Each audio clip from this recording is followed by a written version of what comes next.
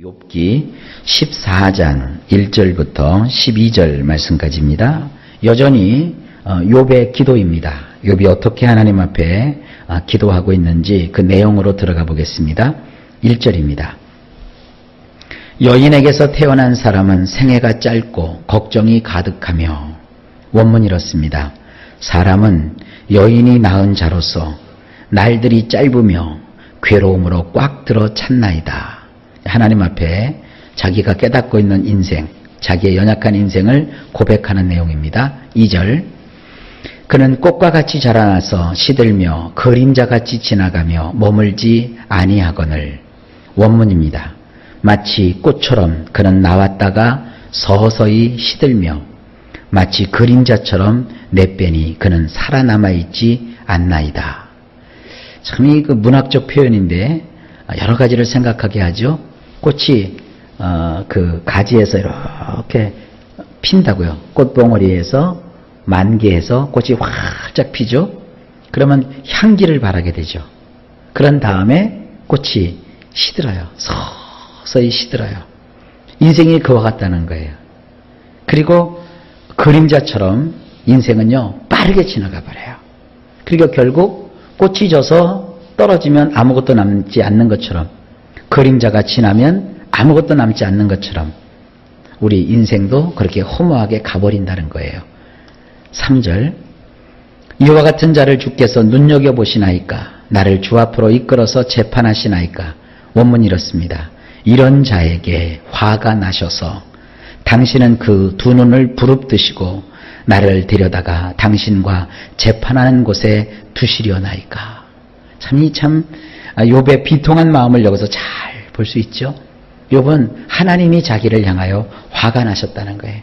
화가 나서 두 눈을 하나님께서 부릅뜨시고 나를 데려다가, 사실은 이것을 끌어다가 이런 뜻이에요. 끌어다가 하나님과 재판하는 곳에 두셨다는 거예요. 하나님이 나와 맞서시겠나이까? 하나님은 강하고 위대하시지만 나는 약하고 보잘것없는 인생 아닙니까? 그런데 저에게 뭘 자꾸 이렇게 찾고 물으시면서 나를 재판석상에 세우셔가지고 이렇게 뒤흔들어 놓으시는 겁니까? 재판이라는 것은 뭡니까? 감추어져 있던 것이 다 드러나는 것이잖아요. 하나님, 내가 도대체 이제 뭘 감출 게 있습니까? 도대체 나에게 뭘 요구하시는 겁니까? 이해하실 수 없는, 이해가 안 되는 그 하나님을 향하여 욥이 호소하고 있는 겁니다. 4절입니다. 누가 깨끗한 것을 더러운 것 가운데서 낼 수 있으리까? 하나도 없나이다. 원문이 이렇습니다. 누가 더러운 것에서 깨끗한 것을 끄집어내겠나이까? 아무도 없나이다. 아주 그냥 지저분한 쓰레기 더미에서 먹을 것 찾아내는 것처럼 그렇게 하는 사람이 어디 있겠습니까? 하나님, 나에게 무슨 깨끗한 것이 있겠습니까? 나는 한낱 연약한 죄인에 불과합니다. 이러한 자에게서 뭘 더 깨끗한 걸 찾아내시겠다고 나를 이렇게 하시는 겁니까? 하나님, 나는 참 부족하고 연약한 자입니다. 이렇게 고백하고 있는 거예요. 5절, 그의 날을 정하셨고 그의 달수도 주께 있으므로 그의 규례를 정하여 넘어가지 못하게 하셨사온즉. 이거요, 우리 성경 잘못 보면 마치 숙명론이나 운명론 이런 거 생각할 수 있는데 절대 그런 거 아닙니다. 원문을 보면 이렇게 돼 있어요. 만일 그의 날들을 정해 놓으셨고 그의 달수가 당신에게 있기에 그의 운명을 당신이 만드신 것이라면 그가 지나쳐 갈 수는 없는 것입니다. 이거 무슨 얘기냐면 그 고대의 근동 아시아 쪽의 사람들은 운명론 혹은 숙명론을 믿고 있었어요. 하나님을 모르면 인간은 자연히 이 숙명론에 빠질 수밖에 없어요. 동양에도 그런 거 있죠. 주역이라든지 또 우리 사주 보고 팔자 보고 또 여러 가지 12지간 통해 가지고 인간의 운명을 점치고 하는 거, 이거는 하나님을 벗어나서 인생이 이렇게 삶을 바라보면 참 신기하지 않습니까? 사람이라는 것이요, 그냥 아무렇게나 나와서 아무렇게나 가지 않는단 말이에요. 그리고 손금도 보고 말이죠. 그 족금도 보고 다 사람들이 보는 이유가 뭐예요? 뭔가 인생은 신비한 부분이 있거든요. 뭔가 정해진 듯 하거든요. 그러나 사실은 그게 아니에요. 그런데 좌우지간 욥이 살던 그 당시에도 그렇게 운명론이고 숙명론이라는 것이 있었단 말이에요. 욥이 그러는 거예요. 만약에 그런 숙명론, 그런 운명론이 맞는 것이라면, 우리식으로 말하면 내 팔자가 그렇고 내 사주가 그런 것이라면 그가 지나쳐갈 수는 없는 것입니다. 이 무슨 얘기입니까? 내 운명이 만약에 정해져 있는 것이라고 한다면 결국 내가 그 운명 따라 살아가는 것인데, 인생의 운명이 뭐예요? 잘났든 못났든 다 죽어요. 다 죽어요.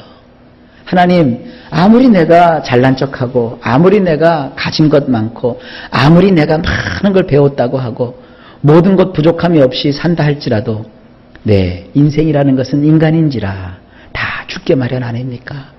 이것은 운명론과 숙명론을 인정하는 게 아니라 운명론, 숙명론도 다 허무하다는 거예요.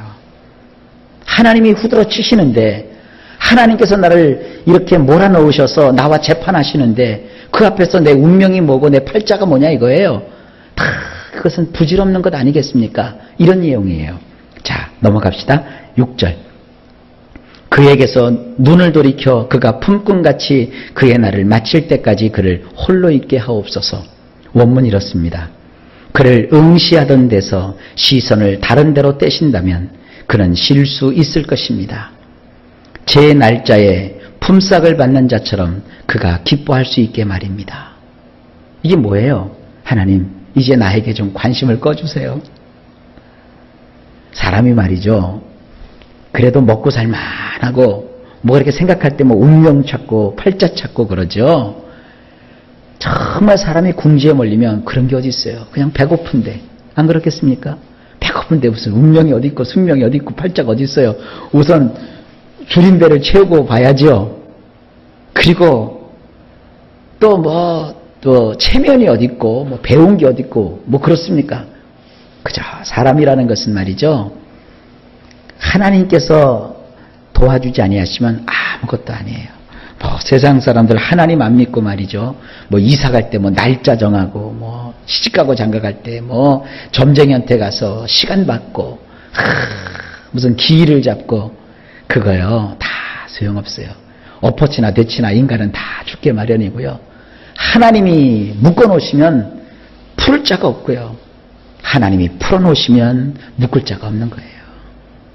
뭐 교회 다녔더니 뭐 어떻고 저떻고 뭐 내가 그동안 믿었던 신이 뭐 내가 교회를 다니니까 뭐 우리를 뭐 어렵게 하고 힘들게 하고 그거 다 의미 없고 소용없는 거예요.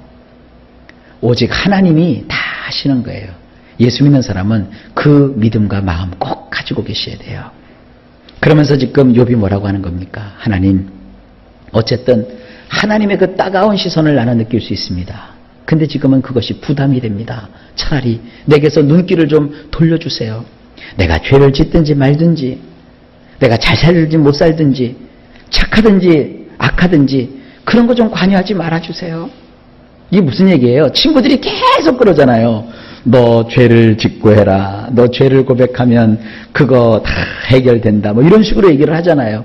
근데 그게 아니거든요. 그러니까 만사가 다 귀찮은 거예요. 하나님, 제발 그냥 나를 내버려 두세요. 그렇다면 내가 좀 잠이라도 좀 잘 수 있지 않겠습니까? 마치 품꾼이 그 삭슬 위해서 열심히 땀 흘려 일하다가 그 월급 받는 날 기뻐하는 것처럼 저도 그런 기쁨을 좀 맛보러야 되는 거 아니겠습니까?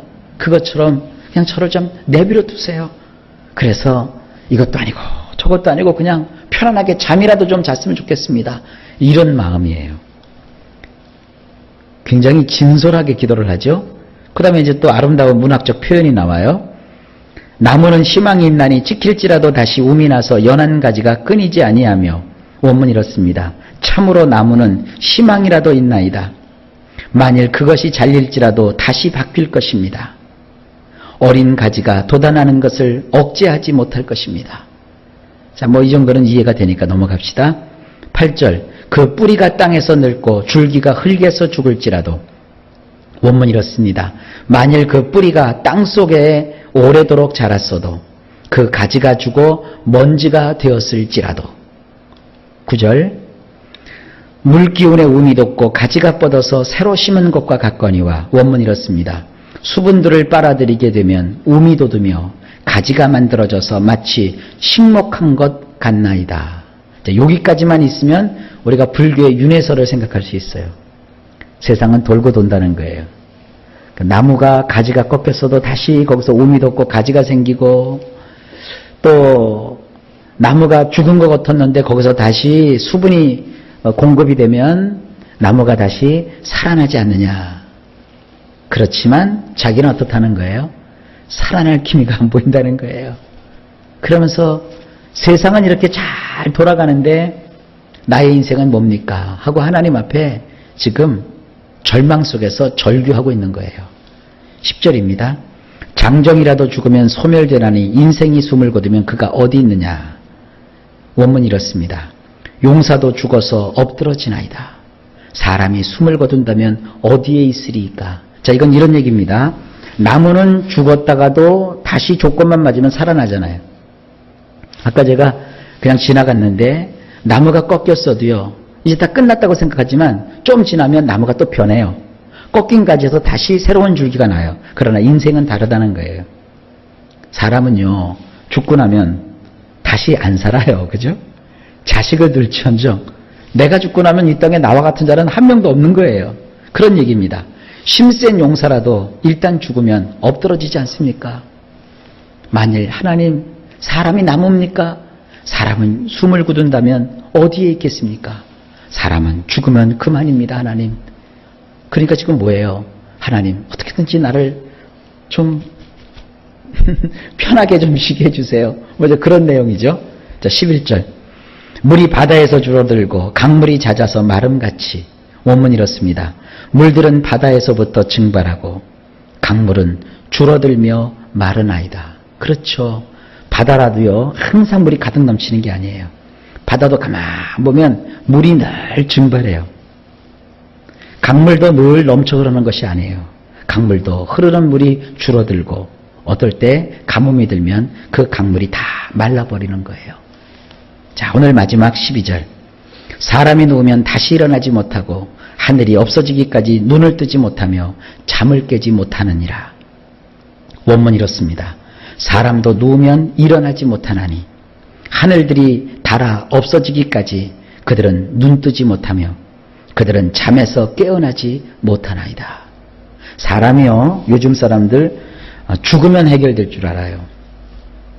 고통스러워서 죽으면 해결될 줄 알아요. 어제도 어떤 유명한 아나운서 한 사람이 스스로 어렵다고 높은 고층에서 뛰어내려 죽었죠. 그러면 해결될 것 같아요? 아니요. 성경은 말하고 있어요. 한 번 죽는 것은 사람에게 정하신 것이요, 그 후에는 심판이 있으리라. 혹시 내가 죽으면 이게 다 해결되겠지, 죽으면 마음이라도 좀 편안해지겠지, 죽을 생각이 있으면요, 욥처럼 차라리 하나님 앞에 절규하면서 기도나 하세요. 우리 예수 믿는 사람들은 뛰어내려 죽지 말고 기도하다 죽으세요. 차라리. 그러면 죽고 싶은 생각 들으면 하나님 앞에 나와서 목숨 사생결단 내놓고 기도하세요. 죽을 결정이 있으면 기도하라 이거예요. 그러면 어떻게 하면 빨리 죽느냐? 금식하면 돼. 금식. 하나님 앞에 먹지도 말고 마시지도 말고 그저 금식해 보세요. 그럼 하나님을 만나요. 그럼 하나님이 어떻게 하시는가 보시라고요. 하나님 없이 자꾸 인생을 좌절하고 포기하고 죽음을 생각한다고요. 지금 오늘 이 얘기는 잘못 여러분 이해하시면 윤회사상을 생각할 수 있어요. 아, 나무가 가지가 꺾이면 다시 움이 돋지. 내가 이 세상을 끝내고 나면 좋은 세상에서 다시 태어날 거야. 미친 짓 하지 말아요. 욥은 그러잖아요. 그 당시 사람들은 그렇게 생각하지만 그런 운명과 그런 숙명론을 얘기하지만 운명론도 아니고 숙명론도 아니에요. 인간의 삶은 따로 정해져 있는 게 아니에요. 하나님이 인도하셔야 되는 거예요. 또 인생은 윤회하는 것도 아니에요. 이 세상 아니면 저 세상? 웃기는 소리 하지 말아요. 이 세상에서 고생했으니까 저 세상 가서 행복할 거라고요? 웃기는 소리 하지 말아요. 욥이 분명히 하나님의 성령의 이끌림을 받아서 똑부러지게 얘기한 거예요. 사람은 용사라도 죽으면 끝이요. 사람은 누우면 다시는 일어나지 못해요. 하늘들이 다 닳아 없어지기까지 그들의 눈은 뜨지 못하고 그들의 깊은 잠은 깨지 못하는 거예요. 그러니까 뭐예요? 살아있는 동안 먹으나 마시나 하나님의 영광을 위해서 사는 거예요. 죽음은 누구에게 속해 있는 거예요? 하나님에게 속해 있는 거예요. 우리 인생은요, 우리에게 주어진 이 삶이 전부예요. 그리고 내세가 있잖아요, 목사님. 이 땅에서의 짤막한 삶을 잘 살아야 내세가 보장되는 거예요. 그러니까 이 땅에서 하루를 살더라도 우리 어떻게 살자고요? 감사하며 살자고요. 하루를 살더라도요, 우리 오늘 기뻐하며 살자고요. 하루를 살더라도 오늘 꿈에 희망의 나무를 심고 살자고요. 그게 기도하는 삶이에요. 절대 이 세상 어렵다고 포기하면 저 세상에 있는 거 아닙니다. 이 세상에서 최선을 다하여 살아야 저 세상 하나님께서 우리에게 영생을 보장하시고 행복을 주시는 거예요. 이 땅에서 어쨌든 우리는 버팅겨야 되고 살아야 되고 기도해야 되고 선을 행해야 되는 거예요. 우리의 삶이 중요하다는 것 잊지 마십시오. 자, 오늘 여기까지.